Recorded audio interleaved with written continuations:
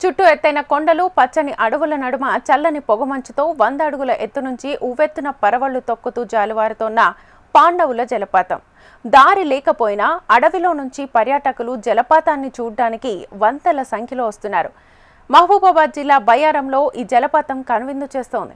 గత 3 రోజులుగా కురుస్తున్న వర్షాలతో బయ్యారానికి 4 కిలోమీటర్ల దూరంలో పాండవుల పెద్దగుట్టపై చుట్టూ కొండల మధ్య సహజ సిద్ధంగా జాలువారుతూ జలపాతం కనువిందు చేస్తోంది. ప్రకృతి ఒడిలో పర్యాటకుల మనసును ఎంతగానో ఆకట్టుకుంటోంది. ఈ జలపాతాన్ని చూడడానికి చుట్టుపక్కల నుంచే కాకుండా ఖమ్మం, మహబూబాబాద్, వరంగల్ జిల్లాల నుంచి పర్యాటకులు సందర్శిస్తున్నారు.